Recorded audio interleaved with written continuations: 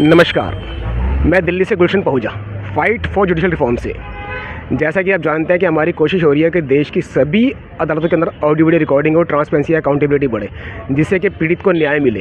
वो जो कहता है वही रिकॉर्ड होता है या कुछ और रिकॉर्ड होता है। अक्सर ऐसे देखने सुनने में आता है कि क्लाइंट ने कुछ कहा नहीं, लेकिन जज साहब ने उसको नोटिंग कर दिया, उसको अपील में जाओ कुछ भी करो, लेकिन वो बदलता नहीं है। दिल्ली हाई कोर्ट में आज मेरे को मिले ग्रेटर नोएडा के महेश मित्रा जी, जो पिछले 25 सालों से कोर्ट के अंदर धक्के खा रहे हैं। ये देखिए, इनके हाथ में फाइलें हैं।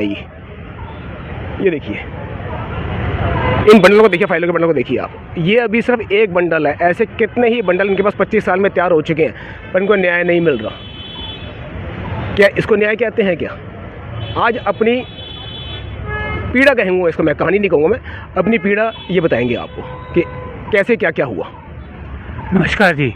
पहले तो मैं पाहुजा जी की बात से सहमत हूँ, लेकिन मैं एक बात से असहमत भी हूँ कि मेरे दस्तावेज हैं, बंडल नहीं। यह कोई बंडल नहीं है, ये मेरी व्यथा की कहानी व्यक्त करते हैं।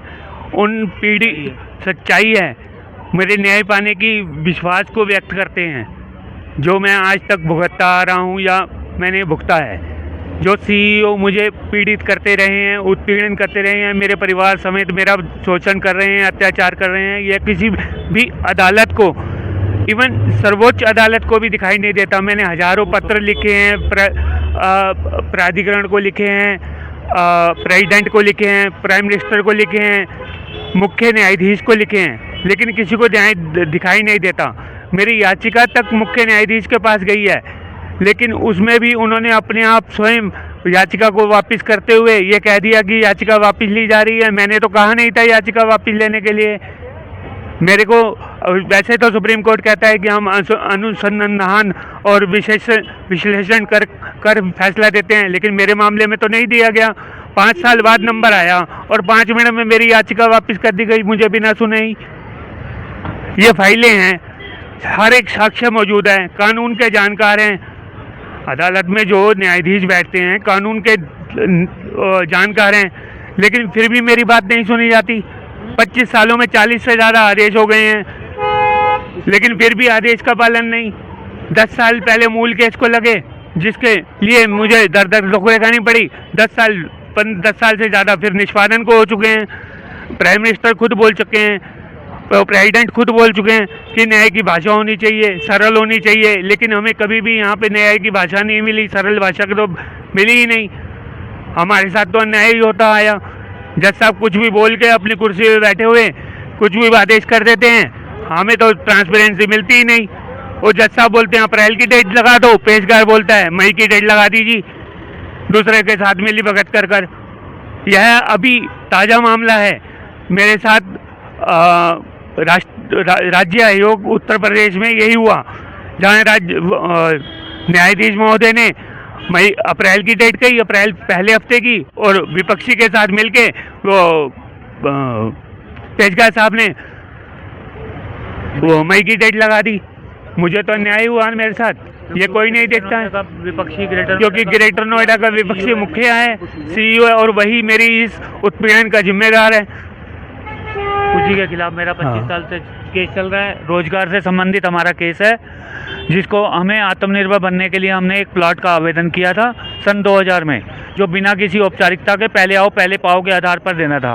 2014 में NCDRC ने फैसला सुनाया कि पूर्व नियमन शर्तों पर आपको प्लॉट देना ही होगा।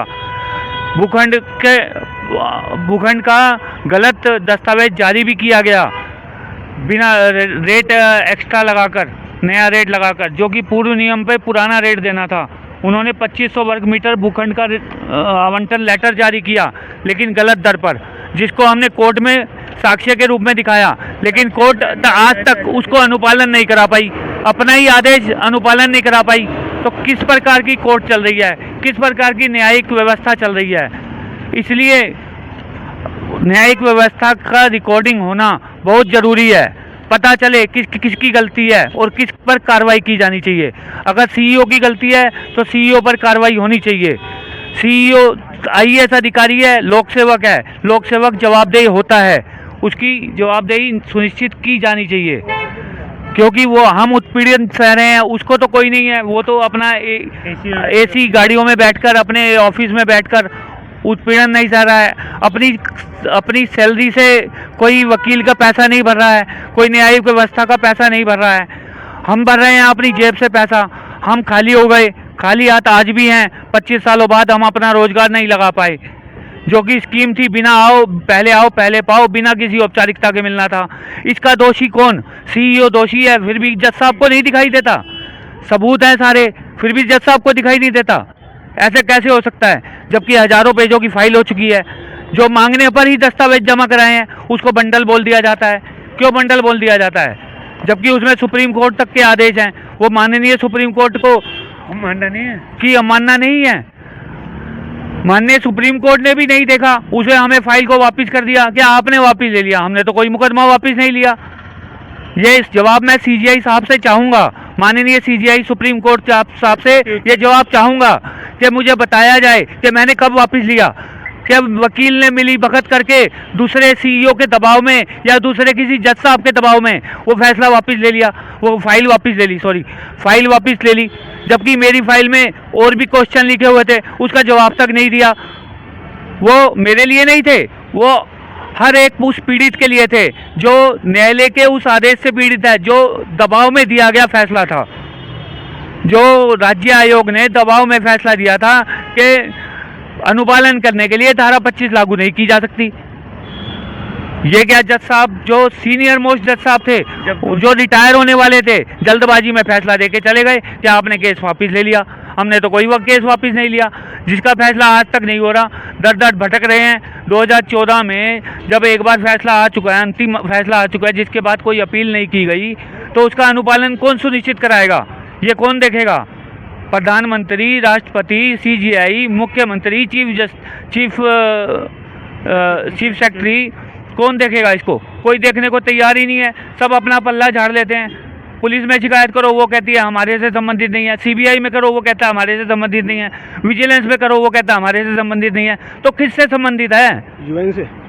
फिर तो हमें इंटरनेशनल कोर्ट भी जाएं, तब भी वो कह देगा जी हमारे से संबंधित नहीं है। तो फिर आम आदमी, आम पीड़ित कहाँ जाए? बड़े लोगों की, जो बड़े अमीर लोग हैं, उनकी सुनवाई एक दिन में हो जाती है। बड़े वकीलों की सुनवाई एक दिन में हो जाती है। हमारी क्यों नहीं? आम आदमी की क्यों नहीं?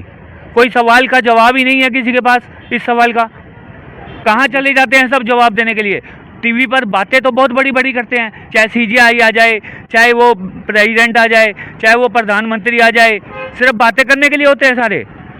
आम आदमी को न्याय दिलाने के लिए, एक रोजगार लगाने के लिए हमने मांगा था। आंखों में शर्म तक नहीं आती है उन लोगों के। हमने तो आवेदन किया था, हमारे पास सारे साक्ष्य मौजूद हैं जिसमें लिखा हुआ है बिना किसी औपचारिकता के मिलना था। तो क्या ये सबूत किसी को नहीं दिखता? जिसका फैसला 2 मिनट में हो सकता है, उसको 25 साल, 40 आदेश, रिपोर्ट, नोटिस, पता नहीं क्या क्या मंगवा लिया। और उसके दबाव में सीईओ प्रमुख है ग्रेटर नोएडा अथॉरिटी के, उसके दबाव में हमारे को देते नहीं हैं। वो अनगल बातें करते हैं, अनगल वकीलों के सहारे वो दस्तावेज लगा देते हैं, जैसा मर्जी करते हैं। वो बड़े बड़े वकील खड़े कर देते हैं, हम नहीं खड़े कर पाते, हम खुद लड़ते हैं, इसलिए हमारे साथ न्याय नहीं है। पता नहीं 2014 में एनसीडीआरसी ने कैसे हमें न्याय दे दिया था, लिख कर दे दिया था, जिसका पालन आज तक नहीं हुआ। एनसीडीआरसी के प्रेसिडेंट महोदय को भी हमने शिकायत करी कि आपके आदेश का पालन नहीं हो रहा। कहते हैं अगली कोर्ट में चले आओ, अगली कोर्ट कहती है अगली कोर्ट में चले आओ, वो अगली कोर्ट कहती है उससे अगली कोर्ट में चले आओ। अरे भाई, कितनी कोर्टों में जाएंगे? इससे अच्छा तो हमने इच्छा मृत्यु तक की मांग कर ली, परिवार सहित मरने को तैयार हैं। लाल किले पे, इंडिया गेट पे, जहाँ मर्जी फांसी दे दो, हम तैयार हैं। पूरे परिवार सहित मरने को तैयार हैं। जब रोजगार नहीं दे सकते तो भारत देश की सरकार को भी रहने का कोई हक नहीं है, ना सीजीआई को पद पे बने रहने का अधिकार है, और सीईओ को तो बिल्कुल भी नहीं है। उसको कह के देखो ना, अपनी जेब से एक बार केस लड़के देखे, सरकार के पैसे पे केस ना लड़े, उसको जेल की सजा तक हो गई, फिर भी उस सीईओ न्याय नहीं दे पाया। हमें क्या फ़ायदा हुआ? कोर्ट को भी सुनना चाहिए था ना, जब जेल की सजा भी तो कोर्ट ने ही सुनाई थी उसको। चलो, हम क्या कह सकते हैं? हम तो प्रार्थना ही कर सकते हैं माननीय न्याय व्यवस्था में अपना आशा रखते हुए, उम्मीद रखते हुए, अपना विश्वास कायम करते हुए, दर दर की ठोकरें खाते हुए हम तो फिर भी अनुरोध की कर सकते हैं, माननीय CGI से ही अनुरोध करते हैं कि इसको आर या पार की अनुच्छेद 14, अनुच्छेद 32, अनुच्छेद और भी अनुच्छेद जो भी हों कानून के जानकार आप हैं, उसी में हमारी सुनवाई करके इसको आर पार कीजिए। हमारे को और मत सताइए, ये सताया हुआ आपको भारी पड़ेगा, हमें नहीं। आम जनता की बद्दुआएं लगेंगी इन सबको, जो भी हमारे को वो कर रहा है। खास तौर पर CEO को लगेगी, उसके बच्चों को लगेगी, उसके परिवारों को लगेगी। जैसा कि अभी न्याय दीजिए हमें। इन्होंने भी बताया कि इनको इनके केस को बिना इनकी सहमति से वापस ले लिया गया। अब इनके वकील ने क्या कहा वो अलग बात है, लेकिन क्या ऐसा पॉसिबल है कि पिटिशनर अपना केस वापस नहीं ले रहा, लेकिन ये कहा जाता है कि वकील साहब ने केस वापस लेने को कहा तो वो केस वापस कर लिया गया। क्या इनका एफिडेविट नीचे था उसके लिए वापस करने के लिए, क्या विड्रॉ करने के लिए? और 40 आदेश इनके पक्ष में आना और फिर भी न्याय ना हो पाना, किसके लिए शर्म की बात है ये? मेरे लिए, सरकार के लिए, इस आम जनता के लिए, न्यायपालिका के लिए, पुलिस के लिए जो कहना इम्प्लीमेंट नहीं करा सकती है, किसके लिए? और CEO को जब कहना वो उसके अपराध के लिए पनिश तक कर दिया गया, जेल तक भेज दिया गया, लेकिन फिर भी इनको इनका हक नहीं मिला, तो किस बात के वो ऑर्डर? इसीलिए शायद कहा जाता है कि कोर्ट के order just like a piece of paper बन जाते हैं दबंगों के सामने। एक आम आदमी के लिए अगर कोई छोटा सा ऑर्डर पास हो जाता है तो उसको उठा के ले आया जाता है मिनट के अंदर। तब ये ऑर्डर ऐसे काम करते हैं कि किसी घर तोड़ना हो, किसी को कुछ करना हो, आम आदमी के लिए जिसके पीछे कोई बैग नहीं है। लेकिन एक CEO जो सरकारी पद पर बैठा हुआ है, सरकारी पद पर है तो अपराध करता है, तो उसके लिए लड़ने के लिए भी सरकारी हमारे ही खर्चे से, मैं कहूँगा इसको, मैं इन्हीं के खर्चे से उनका वकील टैक्स के पैसे ले रहा है और इनके खिलाफ जा रहा है। क्या ऐसी व्यवस्था आपको चाहिए?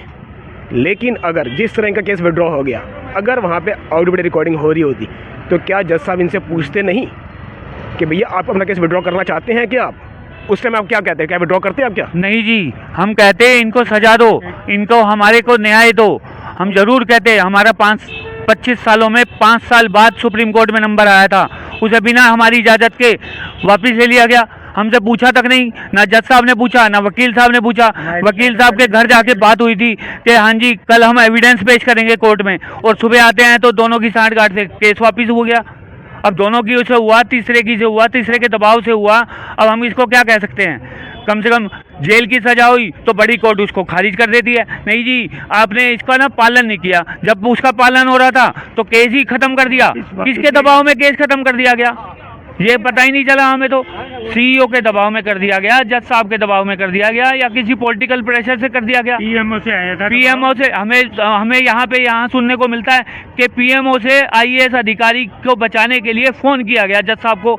बताओ ऐसे कैसे हो सकता है? नहीं है हमारे पास, हम किसी से कुछ नहीं बोल सकते हैं। हमारे पास सबूत नहीं है, इसलिए हम कुछ कह नहीं सकते, तो कुछ किसी को दोषी ठहरा नहीं सकते। हम तो सिर्फ एक मौखिक तौर पे वर्बली बता ही सकते हैं ना। जब बताओ तो उसका भी कोई क्या कहते हैं, उसका कोई औचित्य नहीं है। जब हम सबूत दिखा रहे हैं, फाइलें दिखा रहे हैं, उसका भी कोई मानने को तैयार नहीं है, तो मानेगा किसको? कोई किस चीज़ को मानोगे? बंदा जाके आत्महत्या कर ले, मर जाए, तब आप थोड़ा सा अफसोस दे जाओगे, अच्छा जी वो कानूनी व्यवस्था से तरसता, उसके ऊपर कर्जा हो गया था इसलिए वो जाके मर गया है, इसलिए हम उसकी आत्मा की शांति के लिए 2 मिनट का मौन रखते हैं। बस आप कितने आदमियों की मौत देखोगे? आप देख सकते हैं कि कितनी व्यथा है अंदर इनके अंदर। 25 साल कम नहीं होते किसी आदमी के। एक हमारे सनातन में कहा जाता है कि 25 साल का एक आश्रम कहा जाता है, बाल आश्रम, गृहस्थ आश्रम, इस तरह होता है। तो क्या होगा इस तरह हमारे देश का? अगर एक आदमी न्याय के लिए 25 साल तक करते रहते हैं, 25 साल तक अगर वो न्याय के लिए भीख मांगता रहेगा तो क्या मिलेगा उसको? क्या इसको न्याय व्यवस्था कहते हैं? इसीलिए मैं कहता हूँ आपसे और इनसे सबसे कहता हूँ कि अपने अपने मुकदमों के अंदर ऑडियो वीडियो की एप्लीकेशन लगाइए। आप ट्रांसपेरेंसी आएगी, अकाउंटेबिलिटी आएगी, तभी मुकदमे आपके फेवर में आना शुरू होंगे, न्याय मिलना शुरू होगा आपको। न्याय के लिए, पारदर्शिता के लिए प्रयास कीजिए, रिकॉर्डिंग की डिमांड कीजिए। धन्यवाद आपका। 25 साल 40 ऑर्डर पक्ष में, पर फिर भी न्याय नहीं मिल रहा, क्योंकि उन ऑर्डर को इम्प्लीमेंट कराने के लिए एक अगली अदालत में जाना पड़ता है, अपील में जाना पड़ता है। ऐसा सिस्टम है हमारे यहाँ का। 5 साल लगे महेश मित्रा जी को सुप्रीम कोर्ट में अपना केस एडमिट करने के लिए वकील साहब के थ्रू। पर मित्रा जी ने बताया कि बिना उनकी सहमति के ये बोल दिया गया कि वकील साहब अपना केस विड्रॉ कर रहे हैं। केस विड्रॉ हो गया। 5 साल लगे उनको सुप्रीम कोर्ट में। क्या पैसा खर्च नहीं होता? क्या टाइम खर्च नहीं होता? 5 साल के दिन और रात की नींद हराम नहीं होती? चैन हराम नहीं होता? इतने सारे अखबार कटिंग्स, इतने सारे ऑर्डर, इतने सारे पेपर, किस काम के? अगर न्याय नहीं मिल रहा तो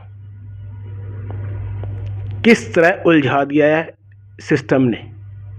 यहाँ पे सिर्फ उसी को न्याय मिलता है। सलमान खान का अगर मुकदमा होता है तो उससे पूछ के डेट दी जाती है। वकील साहब कोर्ट को होल्ड करते हैं, बाहर आके पूछते हैं सलमान खान जी तारीख कौन सी लूँ? ये तारीख लो। ये मेरी खुद की आंखों देखी बात आई। मैंने इस पर वीडियो बनाई थी, फेसबुक पे पोस्ट भी है 10 साल पहले। ऐसे हज़ारों किस्से मैं देखता हूँ, लेकिन कुछ समझ नहीं आ रहा क्या होगा। और सबसे बड़ी बुरी बात है कि हम लोग अपने बच्चों को ये सिस्टम पास ओवर करके जा रहे हैं। हमारे बड़ों ने ये सिस्टम हमें पास ओवर कर दिया, अब आगे हम करके जा रहे हैं। हम कुछ प्रयास नहीं कर रहे। जानते हैं, देखते हैं, खुद पीड़ित हैं, तब भी अपने मुकदमे को लड़ रहे हैं, लेकिन रिफॉर्म की बात नहीं करते।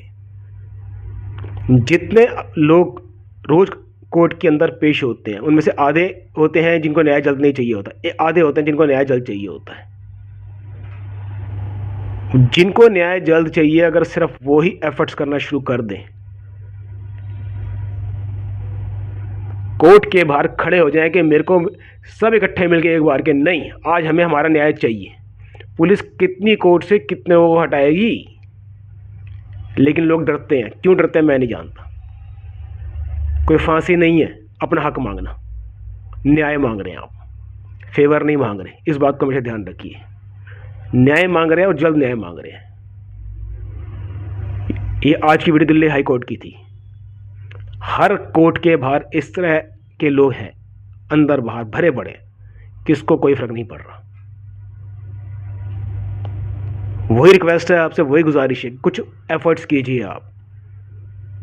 बिना सड़कों पे आए ये न्याय व्यवस्था नहीं सुधरने वाली, नहीं सुधरेगी। बिना सड़कों पे आए आना ही पड़ेगा आपको, अपने बच्चों के लिए आना पड़ेगा। अगर आपको लगता है कि हमारा ये चैनल कुछ गिलहरी प्रयास कर रहा है कि जुडिशल रिफॉर्म थोड़ा सा तो हो, ऑडियो वीडियो रिकॉर्डिंग से पूरा रिफॉर्म नहीं होगा, लेकिन ये इतना कुछ दिखाएगा कि हर चीज़ के ऊपर एक्शन शुरू हो सकता है। तो इसी के लिए हमारी कोशिश हो रही है कि कोर्ट्स के अंदर ऑडियो वीडियो रिकॉर्डिंग हो। आपका फ़ायदा, सबका फ़ायदा उससे।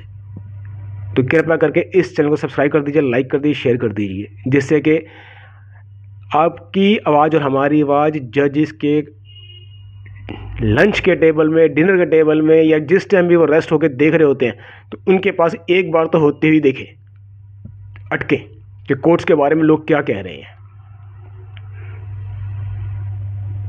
प्रयास कीजिए, तभी सुधार होगा। सोशल मीडिया पर ज़मीनी स्तर पर हर तरह के एफर्ट्स करने होंगे। अगर राइटिंग के मास्टर हैं तो रोज़ एक पत्र भेजना शुरू कीजिए, क्योंकि नहीं पता कब किसी की किस्मत से कौन सा सितारा चमक जाता है। कोशिश कीजिए, प्रयास कीजिए।